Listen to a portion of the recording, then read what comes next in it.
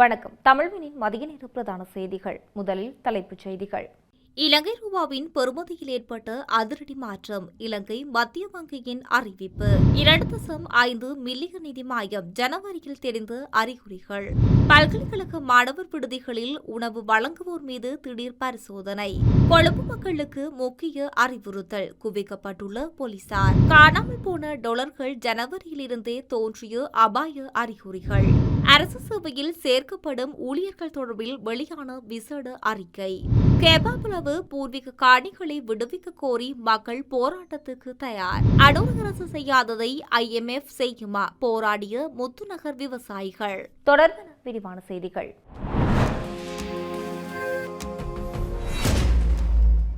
இவ்வாண்டில் April மாத இறுதியில் இலங்கை ரூபாவின் பெறுமதி வீழ்ச்சியடைந்துள்ளதாக இலங்கை மத்திய வங்கி அறிவித்துள்ளது. அதன்படி அமெரிக்க டாலருக்கு நிகராக இலங்கை ரூபாவின் பெறுமதி 2.9% வீழ்ச்சியடைந்துள்ளதாக சுட்டிக்காட்டப்பட்டுள்ளது. இது தொடர்பான அறிவிப்பில் மேலும் கடந்த பிப்ரவரி இறுதியில் மத்திய கிழக்கில் ஏற்பட்ட மோதல் சூழலை தொடர்ந்து வெளிநாட்டுத் துறையில் ஏற்பட்ட அழுத்தங்கள் ரூபாயின் பெறுமதி வீழ்ச்சியடைவதற்கு முக்கிய காரணமாக அமைந்துள்ளது. 2026 மார்ச் மாத இறுதியில் சீனாவின் மக்கள் வங்கியுடனான பரிமாற்ற வசதி உட்பட இலங்கையின் மொத்த உத்தியோகபூர்வ கையிருப்பு 7.0 பில்லியன் அமெரிக்க டாலர்களாக காணப்படுகின்றது. சந்தையிலிருந்து வெளிநாட்டு நாணயங்களை கொள்வனவு செய்த போதிலும் அந்த மாதத்தில் மேற்கொள்ளப்பட்ட வெளிநாட்டு கடன் கொடுப்பனவுகள் காரணமாக மொத்த உத்தியோகபூர்வ கையிருப்பு வீழ்ச்சியடைந்துள்ளது என தெரிவிக்கப்பட்டுள்ளது. 2.5 மில்லியன் அமெரிக்க டாலர் வெளிநாட்டு கடன் கொடுப்பனவு வேறொரு தரப்பினருக்கு சென்றதாக அபாய அறிகுறிகள் ஜனவரி மாதத்திலேயே தோன்றியதாகவும், ஆனால் மார்ச் மாதத்தில்தான் அதிகாரிகள் அதனை நேரடியாக உறுதிப்படுத்தியுள்ளதாகவும் பொதுநிதி மீதான குழுவின் தலைவரும் எதிர்க்கட்சி நாடாளுமன்ற உறுப்பினருமான ஹர்ஷடி சில்வா தெரிவித்துள்ளார். அத்துடன் திரைசேரியினால் ஆஸ்திரேலிய கடன் வழங்குனருக்கு அனுப்பப்பட்ட 2.5 மில்லியன் டாலர்கள் காணாமல் போனமை தொடர்பில் நிதியமைச்சுக்கு ஒரு மாத கால அவகாசம் வழங்கப்பட்டுள்ளதாக குறிப்பிடப்படுகின்றது. ஆதாரங்களுடன் கூடிய முழுமையான அறிக்கையை சமர்ப்பிப்பதற்காக இந்த ஒரு மாத கால அவகாசம் வழங்கப்பட்டுள்ளதாக தெரிவிக்கப்படுகின்றது. அத்துடன் அந்த நிதி மீட்கப்படாவிட்டால் அதன் சுமை இறுதியில் வரி செலுத்துவோர் மீது விழக்கூடும் என்று ஹர்ஷடி சில்வா தெரிவித்துள்ளார். முன்னதாக ஆஸ்திரேலியாவில் உள்ள ஒரு சம்பந்தப்பட்ட தரப்பினருக்கு செலுத்தப்பட வேண்டிய 10 அரச கடன் திருப்பிச் செலுத்தும் பரிவர்த்தனைகள் உரிய பெறுநரை சென்றடையவில்லை என்ற குற்றச்சாட்டின் அடிப்படையில் நிதியமைச்சின் அதிகாரிகள் குழு நேற்று நாடாளுமன்ற பொது நிதி மீதான குழுவின் முன்னிலையில் அழைக்கப்பட்டிருந்தனர். ஜனவரி மாதத்திலேயே அபாய அறிகுறிகள் தோன்றியதாகவும், ஆனால் மார்ச் மாதத்தில்தான் ஆஸ்திரேலியாவில் உள்ள சம்பந்தப்பட்ட தரப்பினருக்கு அந்த பணம் சென்றடையவில்லை என்பதை அதிகாரிகள் நேரடியாக உறுதிப்படுத்தியதாக ஹர்ஷடி சில்வா சுட்டிக்காட்டியுள்ளார். இந்த விடயத்தை நாடாளுமன்ற குழுவுக்கு ஏன் முன்னதாக தெரிவிக்கப்படவில்லை என்பது உட்பட செயல்முறைகளில் கடுமையான குறைபாடுகள் குழு கண்டறிந்துள்ளதாக அவர் தெரிவித்துள்ளார். 2025 நவம்பர் மற்றும் ஜனவரி மாதங்களுக்கு இடையில் மேற்கொள்ளப்பட்ட அந்த 10 பரிவர்த்தனைகளின் மொத்த மதிப்பு 2.5 மில்லியன் அமெரிக்க டாலர் என்று அவர் குறிப்பிட்டுள்ளார். நிதியமைச்சினால் உள் விசாரணைகள் தொடங்கப்பட்டதாகவும், அதே நேரத்தில் குற்றப்புலனாய்வுத் துறையினர் மற்றும் நீதிமன்றங்கள் பொறுப்பானவர்களை தீர்மானிக்கும் என்று அவர் குறிப்பிட்டுள்ளார். யாழ்ப்பாணம் திருநெல்வேலி பொது சுகாதார பரிசோதகர் பிரிவுக்குட்பட்ட பல்கலைக்கழக மாணவர் விடுதிகளில் உணவு வழங்குவோரிடம் திடீர் பரிசோதனைகள் மேற்கொள்ளப்பட்டுள்ளது. திருநெல்வேலி பொது சுகாதார பரிசோதகர் சஞ்சீவன் தலைமையிலான குழுவினர் நேற்றிரவு இவ்வாறு பரிசோதனையை மேற்கொண்டுள்ளனர். இதுகுறித்து மேலும் தெரிய வரும்போது திருநெல்வேலி பொது சுகாதார பரிசோதகர் பிரிவுக்கு உட்பட்ட பல்கலைக்கழக மாணவர் விடுதிகளில் வெளிநபர்கள் நீண்ட காலமாக உணவு வழங்கி வருகின்றனர். குறித்த பிரிவின் பொது சுகாதார பரிசோதகர் சஞ்சீவனுக்கு இவர்கள் தொடர்பில் தொடர்ச்சியான பல முறைப்பாடுகள் கிடைக்கப்பெற்றுள்ளன. இதனையடுத்து பொது சுகாதார பரிசோதகர் தலைமையிலான குழுவினர் நேற்றிரவு விடுதிகளுக்குள் உணவு வழங்குவோரிடம் திடீர் பரிசோதனைகளை மேற்கொண்டுள்ளனர். குறித்து பரிசோதனையின் போது இனம் காணப்பட்ட குறைபாடுகள் தொடர்பில் எச்சரிக்கைகள் வழங்கப்பட்டதோடு குறைபாடுகளை விரைந்து நிவர்த்தி செய்யுமாறு அறிவுறுத்தல்களும் வழங்கப்பட்டுள்ளது. இந்த விடயம் தொடர்பில் தொடர் கண்காணிப்பு நடவடிக்கைகள் மேற்கொள்ளப்படும் எனவும், எதிர்காலத்தில் தொடர்ந்து குறைபாடுகள் இனங்காணப்பட்டால் சட்ட நடவடிக்கை எடுக்கப்படும் எனவும் பொது சுகாதார பரிசோதகர் தரப்பில் தெரிவிக்கப்பட்டுள்ளமை குறிப்பிடத்தக்கது. உலக தொழிலாளர் தினமான இன்று 1ஆம் தேதி கொழும்பு உட்பட நாட்டின் பல பகுதிகளில் நடைபெறவுள்ள மேதின பேரணிக்கு பாதுகாப்பதற்காக 30,000 போலீஸ் அதிகாரிகள் பணியில் ஈடுபடுத்தப்படுவார்கள் என்று பதில் போலீஸ் ஊடக பேச்சாளர் மெனுர செனரத்ன தெரிவித்துள்ளார்.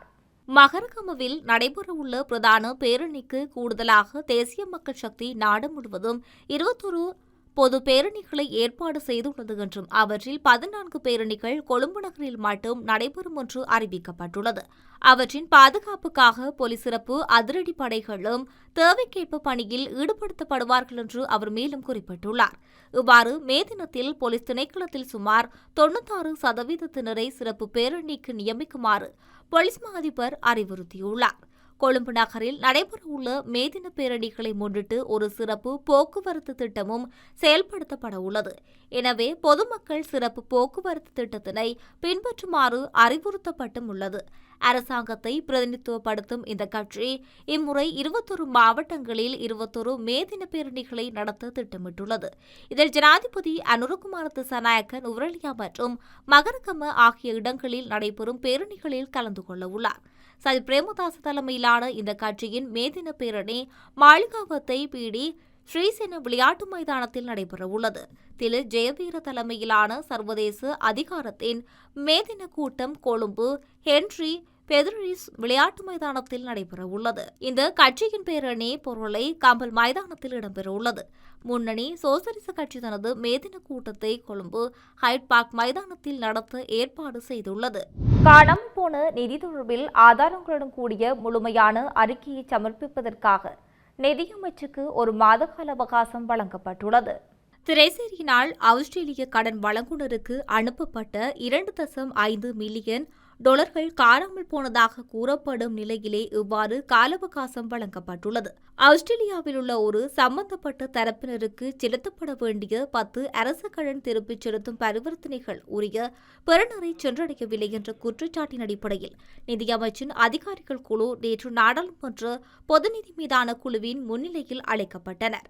திரைச் செயலாளர் ஹர்ஷன சூரியபிரம மற்றும் சிரேஷ்ட நிதி அமைச்சக அதிகாரிகள் சிரேஷ்ட மத்திய வங்கி அதிகாரிகள் முன்னிலையாகினர். இந்த நிலையில் குறித்த விடயம் தொடர்பில் பொது நிதி மீதான குழுவின் தலைவரும் எதிர்க்கட்சி நாடாளுமன்ற உறுப்பினருமான ஹர்ஷ டி சில்வா கூறுகையில், காணாமல் போன நிதி மீட்கப்படாவிட்டால் அதன் சுமை இறுதியில் வரி செலுத்துவோர் மீது விழக்கூடும்.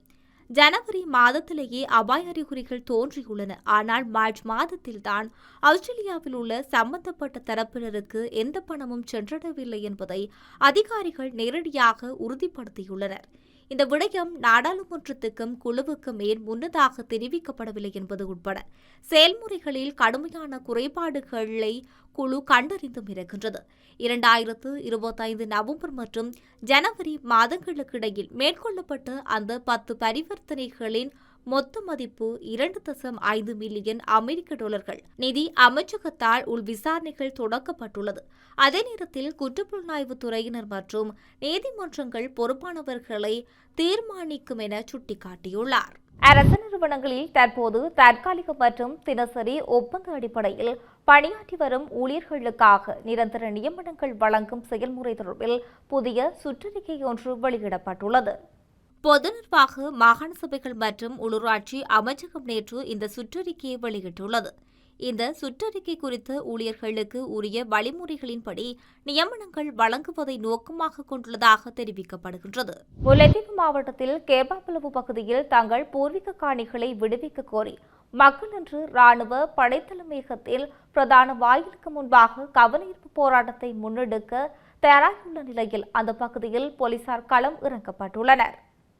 கடல், கரை மற்றும் விவசாய நிலங்களை வாழ்வாதாரமாக நம்பியிருந்த கேப்பாப்புலவு மக்கள் பாதுகாப்பு படையினரின் நடவடிக்கைகளால் தங்களது வாழ்வாதாரம் கடுமையாக பாதிக்கப்பட்டுள்ளதாகவும் தொழில்துறைகள் முடக்கப்பட்டுள்ளதாகவும் குற்றம் சாட்டுகின்றனர்.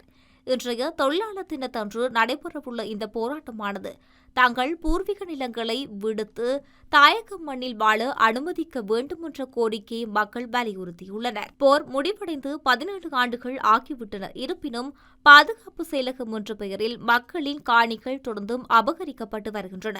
கடந்த 17 ஆண்டுகளாக தமது சொந்த நிலத்தில் குடியேற முடியாமல் தவித்து வருகின்றோம்.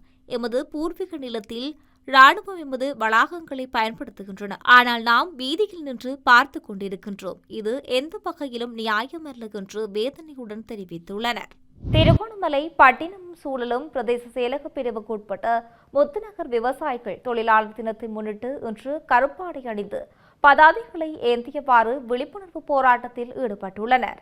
குறித்த போராட்டம் திருகோணமலை கண்டி பிரதான வீதியின் முத்துநகர் சந்தையில் இடம்பெற்றுள்ளது. விவசாய காணிகளை சூறையாடி தனியார் கம்பெனிகளுக்கு சூரிய மின்சார உற்பத்திக்காக வழங்கப்பட்டதை கண்டித்து தொழிலாளர் தினத்தை கரிநாளாக மாற்றி போராடி வருகின்றனர். எமது நிலம் எமக்கு வேண்டும், விவசாயிகளுக்கு நீதி வேண்டும், நலிவடைந்த உழவருக்கு IMF நீதி பெற்றுத்தா, முத்துநகர் விவசாய காணிகளை மீளத்தா போன்ற வாசகங்களை ஏந்தியவாறு போராட்டத்தில் ஈடுபட்டுள்ளனர். முத்துநகர் சிறுபான்மை மக்களான நாங்கள் இந்த 55 வருட காலத்தில் சகல நிறைவேற்று அதிகாரம் கொண்ட ஜனாதிபதிகளையும் பார்த்துள்ளோம். ஆனால் எமக்கு எந்தவித நீதியும் கிடைக்கவில்லை. குறிப்பாக மஹிந்த ராஜபக்ச ஆட்சி காலத்தில் எமக்கு விவசாய மானியம் கிடைக்கப்பெற்றுள்ளது. ஆனால் இந்த NPP அரசு தலைக்கு தடவி கண்ணை பறித்து அவமானப்படுத்தி அட்டூழியம் செய்து அராஜகமான எங்களை எங்கள் பூர்வீக காணிகளிலிருந்து வெளியேற்றியுள்ளது.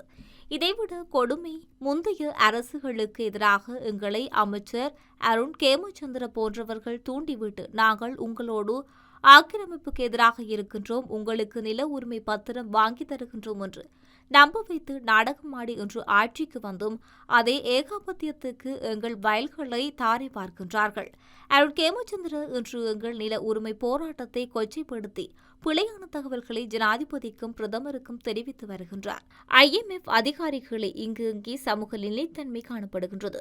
இன்று வரை சமூக வேறுபாட்டோடுதான் இந்த அரசு முந்தைய அரசுகளை விட ஏமாற்று நாடகத்தன்மையோடு பாசிசமாக செயல்படுகின்றது. கண்ணீரோடு வாழும் முத்துநகர் மக்களின் வாழ்க்கையையும் காப்பாற்றுங்கள். அரசு செய்யாததை IMF செய்யும் என்று முத்துநகர் மக்கள் முழுமையாக நம்புகின்றார்கள் என தெரிவித்துள்ளனர். செய்தி நிர்வாகம் மீண்டும் தலைப்புச் செய்திகள். இலங்கை ரூபாவின் பெறுமதியில் ஏற்பட்ட அதிரடி மாற்றம். இலங்கை மத்திய வங்கியின் அறிவிப்பு. 2.5 மில்லியன் நிதி மாயம். ஜனவரியில் தெரிந்த அறிகுறிகள். பல்கலைக்கழக மாணவர் விடுதிகளில் உணவு வழங்குவோர் மீது திடீர் பரிசோதனை. கொழும்பு மக்களுக்கு முக்கிய அறிவுறுத்தல். குவிக்கப்பட்டுள்ள போலீசார். காணாமல் போன டாலர்கள் ஜனவரியிலிருந்தே தோன்றிய அபாய அறிகுறிகள். அரசு சேவையில் சேர்க்கப்படும் ஊழியர்கள் தொடர்பில் வெளியான விசேட அறிக்கை. கேப்பாபுலவு பூர்வீக காணிகளை விடுவிக்க கோரி மக்கள் போராட்டத்துக்கு தயார். அடூர் அரசு செய்யாததை IMF செய்யுமா? போராடிய முத்துநகர் விவசாயிகள். இத்துடன் தமிழ்வினின் மதிய நேர பிரதான செய்திகள் நிறைவடைகின்றன. செய்திகளை உடனுக்குடன் அறிந்து கொள்ள தமிழ்வின் என்ற யூடியூப் பக்கத்தினூடாக இணைந்திருங்கள். வணக்கம்.